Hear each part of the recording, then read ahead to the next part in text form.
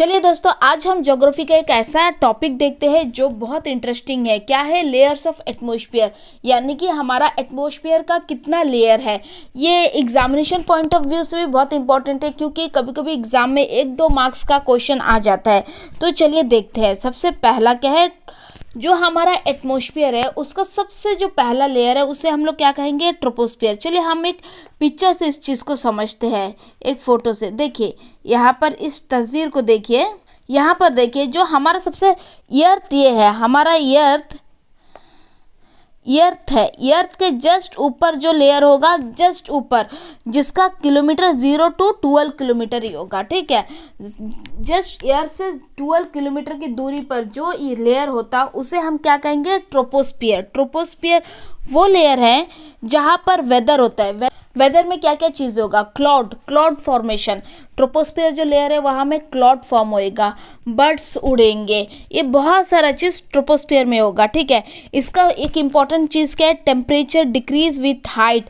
जैसे जैसे हम ऊंचाई की ओर बढ़ेंगे टेम्परेचर कम होते जाएगा। जैसे कि ये मान लीजिए आप एक पहाड़ में चढ़ते हैं, जैसे माउंट एवरेस्ट। यदि हम ऊपर की ओर चढ़ते हैं तो क्या होता है? ठंडा बर्फ बढ़ते रहता है ना, मतलब टेम्परेचर डिक्रीज होता है। ठीक है, और ये जो लेयर है वहाँ पर 75% एटमॉस्फेयर का मास होता है। ठीक है, एटमॉस्फेयर का जितना भी एनर्जी, जितना भी चीज़ होता है 75% इसी लेयर में होता है, जिसे कि हम ट्रोपोस्फियर बोलते हैं। ठीक है, ये closest layer of the earth. अगर क्वेश्चन पूछ आता है ऐसा कि which is the closest layer of the earth, तो आपको आँख बंद करके बताना है ट्रोपोस्फियर। चलिए हम नेक्स्ट लेयर को देखते हैं।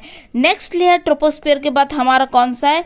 स्ट्रेटोस्फियर। ठीक है, यहाँ पर अब देखिए ट्रोपोस्फियर के बाद सबसे नेक्स्ट लेयर, हमारा इंपॉर्टेंट लेयर कौन सा है? देखिए ट्रोपोस्फियर, उसके बाद वाला लेयर आता है stratosphere. Stratosphere very important layer है। जो 0 to 12 किलोमीटर तक जो लेयर होगा वो ट्रोपोस्फियर है। अब 12 किलोमीटर के से लेकर 50 किलोमीटर तक जो लेयर होगा, वो 50 किलोमीटर तक का लेयर को हम लोग क्या बोलेंगे? स्ट्रेटोस्फियर। देखिए पहला ट्रोपोस्फियर, उसके बाद स्ट्रेटोस्फियर। स्ट्रेटोस्फियर बहुत इंपॉर्टेंट है। किस लिए इंपॉर्टेंट है? चलिए देखते हैं। स्ट्रेटोस्फियर एक ऐसा लेयर है जहाँ पर ओजोन लेयर मौजूद होता है। यस, वो ही ओजोन लेयर जो हमारे अर्थ को प्रोटेक्ट करता है हार्मफुल यूवी रेडिएशन से। हार्मफुल यूवी रेडिएशन किसका होता है?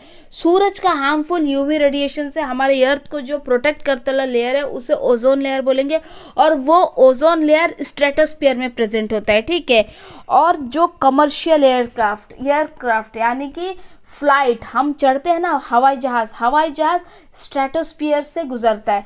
आप नेक्स्ट पर जब भी कभी हवाई जहाज़ में चढ़ेंगे तो आप समझ लीजिएगा कि आप स्ट्रेटोस्फियर लेयर से गुजर रहे हैं। ठीक है, क्यों स्ट्रेटोस्फियर से ही गुजरता है कमर्शियल हवाई जहाज़, क्यों ट्रोपोस्फियर से नहीं?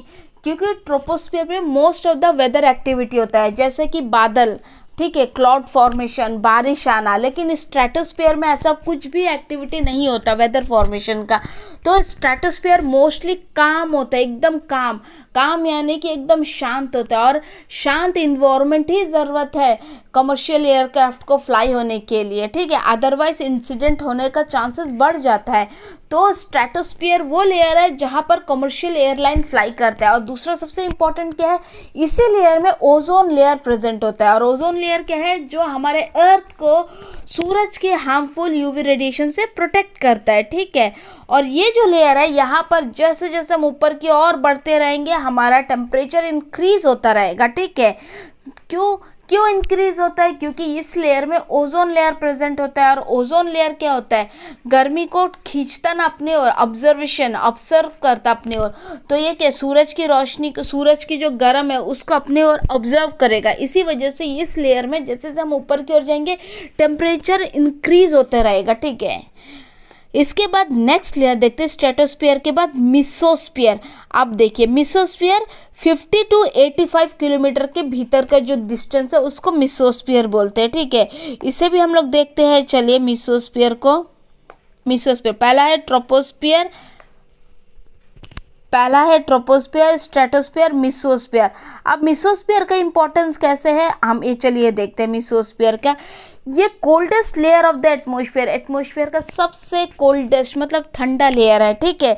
Meteoroids burn up in this layer, मतलब जो मीटेरॉइड होता है वो इसी लेयर में बर्न होता है, मतलब जलता है। अब मीटेरॉइड्स क्या है, आप ये सोच रहेंगे ना, हम रात को टूटता तारा देख के विशेष मांगते हैं ना, वही टूटता तारा एक्चुअली तारा नहीं हो, मीटेरॉइड्स है, ठीक है। Next, temperature decrease with the height. देखिए ये कोल्डेस्ट लेयर है तो ऑब्वियस सा बात है इस लेयर में टेम्परेचर डिक्रीज होएगा जैसे जैसे हम ऊपर की ओर बढ़ेंगे, ठीक है। तो मेसोस्फीयर में सबसे इंपॉर्टेंट एक्टिविटी क्या है, यहाँ पर मीटेरॉइड्स बर्न होता है, ठीक है, मेसोस्फीयर। नेक्स्ट हम लोग चले नेक्स्ट देखते हैं थर्मोस्फीयर। थर्मोस्फीयर को फिर से हम एक बार फिर अच्छी तरीके से देखते हैं, चलिए। थर्मोस्फीयर, थर्मोस्फीयर देखिए पहला फिर से शुरू करते हैं, ट्रोपोस्फीयर है सबसे नीचे हमारा, ट्रोपोस्फीयर का स्ट्रेटोस्फीयर, अभी हमने मेसोस्फीयर पढ़ा।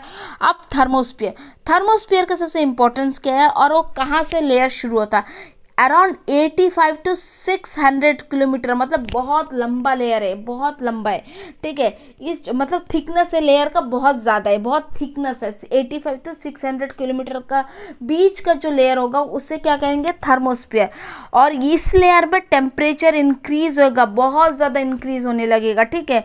Home to the aurora, north and south light. ये एक ऑरोरा एक ऐसा इफेक्ट है जहाँ पर झलमिलाता हुआ लाइट नज़र आएगा। ये क्या है हम नेक्स्ट कभी पढ़ेंगे, ठीक है। बस फिलहाल के लिए ये जान लीजिए कि यहाँ पर ऑरोरा इफेक्ट दिखता है। Next, the international space station orbit in this layer. Important है, जो इंटरनेशनल स्पेस स्टेशन है ना वो इसी लेयर से अर्थ को ऑर्बिट करता है, ठीक है। तो थर्मोस्फीयर 85 to 600 किलोमीटर के जो थिकनेस है इसका बीच का लेयर को थर्मोस्फीयर बोलेंगे, और इसी लेयर में इंटरनेशनल स्पेस स्टेशन रोटेट करता है, ये अर्थ को ऑर्बिट करता है। और ये जो वो लेयर है जहाँ पर टेम्परेचर इंक्रीज होता है जैसे हम हाइट ऊपर की ओर बढ़ेंगे, ठीक है। थर्मोस्फीयर के बाद सबसे लास्ट लेयर एक्सोस्फीयर है, ठीक है। एक्सोस्फीयर देखिए, एक्सोस्फीयर का इंपॉर्टेंस अब यहाँ पर भी कुछ तो होगा जिसका इससे इंपॉर्टेंस है। यहाँ पर देखिए एक्सोस्फीयर, एक्सोस्फीयर देखिए एकदम last layer of the atmosphere is known as the exosphere. Exosphere इसका जो थिकनेस है 600 किलोमीटर टू 10,000, इसका हाई थिकनेस है, बहुत ज़्यादा थिकनेस है, ठीक है। इसको outer most layer of the atmosphere बोलेंगे। ये जो एटमॉस्फेयर है हमारा अर्थ का एटमॉस्फेयर का सबसे बाहरी लेयर को मतलब क्या बोलेंगे, एक्सोस्फीयर। इसके बाद क्या हो जाएगा, स्पेस आ जाएगा, ठीक है।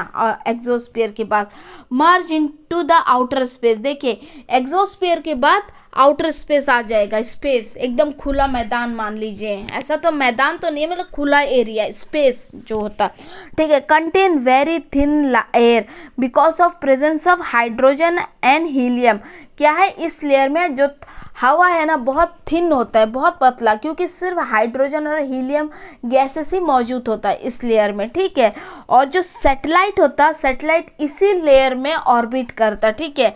अब देखिए दो important, international space station thermosphere में ऑर्बिट करता है अर्थ को, लेकिन एक्सोस्फीयर में सैटेलाइट प्रेजेंट होता है, ठीक है। देखिए ये 6 लेयर बहुत इंपॉर्टेंट है, और 6 लेयर में यदि मैं कहूँ तो सबसे इंपॉर्टेंट लेयर ना एक्चुअली स्ट्रेटोस्फीयर है, क्योंकि क्वेश्चन ऐसा आ जाता है कि which layer contain the ozone layer, ठीक है। विच layer of the atmosphere contain ozone layer, तो कौन सा लेयर होता है वो स्ट्रेटोस्फीयर होता है, ठीक है। और वही जगह in which layer of the atmosphere commercial aircraft can fly, तो इसमें भी हमारा कौन सा जगह स्ट्रेटोस्फीयर, ठीक है।